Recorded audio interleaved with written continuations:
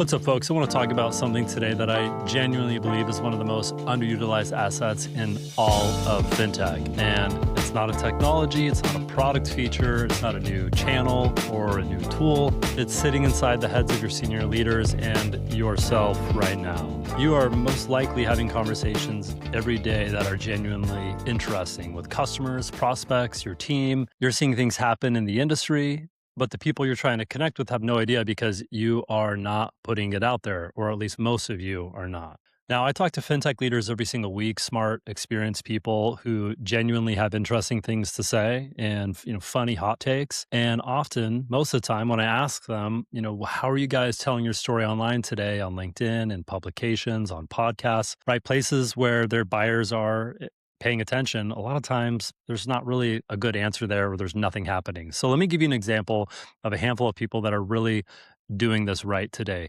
Jason Weida at Candessen. Full disclosure, I don't even know Jason, but I already know a lot about him and his style. He's kind of funny, doesn't take himself super seriously. He shows up as a regular person posting hot takes. He calls himself the patron saint of fintech. And every time he does this, the Candessen brand gets warmer, more human, more trustworthy before you've ever even visited their website, which, by the way, is pretty dang sexy. I think they actually just launched it. Brett King is next up. This guy built Breaking Banks into the world's #1 fintech podcast, 7 million listeners, 180 countries. Well, how did he do this? He did it by being himself, being loud, opinionated, everywhere. That is what we are talking about. Next up, Alex Johnson at Fintech Takes. This guy is smart, funny. He has a lot of street cred in the fintech and banking space, and he has a more engaged following than most companies could hope for. Why? Because he has a genuine voice and he uses it, posts real comments, not just likes on on LinkedIn. I'm waiting for his next piece of content, even if I don't even really realize that I am, because he's so regular with showing up online. Ron Shevlin at Cornerstone Advisors, he writes the FinTech Snark Tank column in Forbes. He combines original research with humor. He's not afraid to, be very candid about his perspectives. This is proof that you can be an executive, a researcher, and a personality all at the same time. Now, here's a stat that should wake everybody up. Edelman and LinkedIn recently put out research showing that 95% of B2B buyers are more receptive to outreach from a company whose executives publish thought leadership. And this is so powerful in fintech because we have enormous customer acquisition costs, and trust is literally everything. That is a competitive advantage. And if you're not showing up online as an individual, you're leaving a ton of value on the table. And you're kind of stuck with the type of high cost acquisition channels like showing up at conferences to sign business versus being able to pull in business through the content that you're producing online. Now, look, I'm not here to make anybody feel bad. I'm just trying to shine a light on something here. Everyone's in execution mode and content keeps falling to the bottom of the list. That's totally normal, but it's a huge misstep, especially in 2026. And look, I get it. I totally do. But here's the reframe I want you to sit with. So this isn't about becoming an influencer. And let's be honest, that word gives a lot of people the ick. This is not about posting every single day. I'm not here to talk about, trying to go viral. It's about building one simple, repeatable system. That's what we're here to talk about today, that makes content feel less like a chore and more like a business asset. So here's what I want to share today. A playbook you can make your own. You can chop it up however you want. Okay. Make this your own. Find a way to start doing this. And so there's 3 speeds that you can lean into when trying this out: crawl, walk, run. And we're going to talk through each of those. Okay. So you pick where you start. There's really no wrong answer. Now, the way to think about this though is like the hardest exercise at the gym is the front door, right? And so you just have to begin. Okay, so let's start with crawling. This is the most approachable thing here. So crawling is simple, and here's an example, okay? You're posting once a month on LinkedIn. That's it. One post once per month. But here's what that post needs to be, okay? It needs to be personal, something you actually encountered, something you've been thinking about, a hot take, a real opinion, something that should only come from you. Not a company update that you're so excited about, not a product announcement, Like those are fine and have a time and a place. This is really about you and you getting started. Okay. Now, to make that one post as strong as possible, here's a simple formula that is working right now on LinkedIn. And I'm going to cruise through it pretty quickly. So feel free to hit rewind if you need to. So the one post formula. Okay. So we start with the hook, a specific situation, moment, or observation that makes someone stop scrolling. You got to stop the scroll. Okay. That's critical. And so the first piece here is going to be your take. What do you actually think about it? Not what the industry thinks, you. It's fine to have a contrarian take here. Actually, it's probably better. Next is evidence. One example, one stat, or one story that backs it up. And then the takeaway, the one thing you want someone to do or think differently after reading your post. Okay. So if you forget the formula, that's fine. The main thing I want you to take away from this is to stop being invisible and to insert yourself into the conversation at least once per month. For a lot of you, if you start posting once per month, that is going to be a total game changer in how you operate and show up online. Even if it's one post in one place, that is a million times better than never. Okay, so let's shift gears and talk about the walking stage here. Okay, so walking means you are still posting on LinkedIn, right? We talked about crawling, now we're talking about walking, but now you are also expanding your surface area, if you will. So, one of the best moves you can make at this stage is getting on a podcast at least once per month. You could be, doing this as a guest on someone else's show. You could be starting your own show. It could be a short segment, a guest spot, anything that puts your voice in front of a new audience or your target audience. Because here's the thing about audio, people listen on the way to work, at the gym, walking the dog. It's one of the most intimate formats there is. And most fintech brands are completely absent from this. And there's a huge rise in video podcasts happening right now as well. But the other piece of walking that most teams completely overlook is how you are working together. So when you're walking and in the walking stage here of content creation, your team is meeting on a regular cadence to talk about content, biweekly, monthly, whatever fits, but it's on the calendar. It's a real conversation that you guys are having. And so what does that meeting look like? You're asking what you guys are all posting. You're connecting with each other on content. What are we putting out there this month? What are we saying? Are we aligned? And most importantly, are we supporting each other with likes, reposts, comments?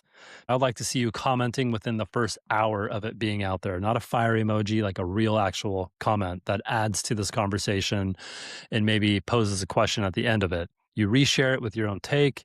You engage with the people that are commenting on it. And so here's why that matters. The algorithm on LinkedIn is watching that first hour. This is critical. The more engagement a post gets right out of the gate, the more it gets pushed out to new people and to the network of anybody else who interacts with it. And so your team is one of the most powerful distribution tools that you already have. And most brands really are not activating this. And so that meeting could be internal, marketing, comms, leadership getting aligned, or it could include an outside partner, an agency, or a consultant who's helping to keep the trains running on time with this newly minted strategy that you're trying to get airborne. And if any of this is starting to feel like a lot, or you have the ideas but not the time to package them, that's exactly what ghostwriting is for. You bring your unique perspective, and a ghostwriter shapes it into content that sounds exactly like you and is handed off to you in a copy pastable format. Now, shameless quick plug, because this is literally what we do at Propagate. Ghostwriting is a big part of our offering, and we only work in fintech, and that is the whole sandbox for us, nothing else. Which means when we sit down with a fintech executive, we are not learning the space on your dime and using ChatGPT to produce all of our content. We already know the players, the acronyms, the regulators, and the takes that are landing right now. So ghostwriting is worth exploring if you're serious about showing up consistently. Now, to make all this content go even further, here's the other tool that lives in the walking stage, okay?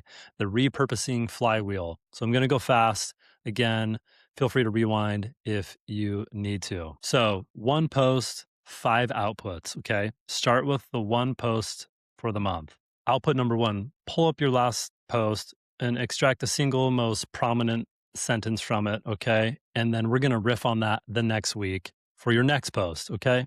Output number two, turn the main insight into a newsletter paragraph. Short, intro, to the point, one call to action. Okay, output number three, record a 60-second video riffing on the same topic, post it.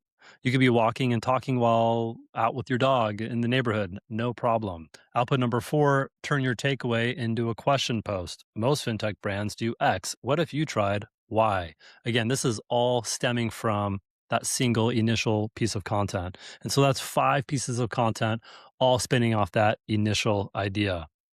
So before you ever create something brand new, ask yourself, have I gotten everything I can out of what I already made?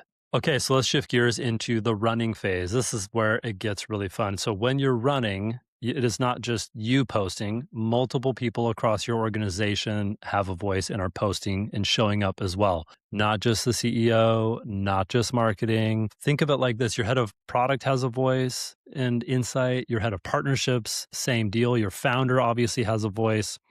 And they are all talking about things that connect back to a single narrative. It's planned, it's coordinated, it's on purpose. Okay. And a lot of times this is done through a content calendar that's built out a month in advance with clear topics, clear ownership, and a predictable cadence for your team to work within. And so this can look like a podcast or a video series set on a regular schedule, not whatever you stumble across. Okay. And so your team's amplification system is structured. That's really what we're talking about here.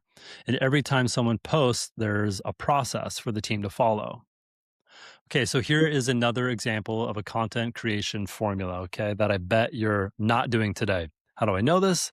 Because pretty much nobody is doing this, and it's a giant opportunity. Now, what I'm talking about is video creation. So I'm going to call this the executive voice capture system. Okay, and this is a monthly 20-minute recorded conversation between the executive and one other team member, doesn't matter who. Okay, so ask these 3 questions every time. What's one thing you observed in the market this month that surprised you? What's one thing a customer or a prospect said that you keep thinking about? What's one thing that the industry gets wrong that we see differently here at company X? Okay. Step 2, transcribe it. Pull the 2 or 3 best lines from this conversation. Then shape each line into a post using this formula. Provocative observation, why most people get it wrong, what we believe instead, and one action, okay? Rinse and repeat. Step 4, send to the exec for a quick vibe check. Does this sound like you? Are you comfortable with this? Step 5, post, done, repeat next month. Total executive time utilized here, 20 minutes a month. Total post produce, 2 to 3. And so at this level, a lot of teams are also working with ghostwriters. And I know for some of you, that word still feels a little weird, like it's cheating somehow, like if you didn't type every word yourself, it doesn't really count. But let's put that idea to bed. Your competition is using ghostwriters. The execs you admire are using ghostwriters. Taylor Swift has co-writers. Obama had speechwriters.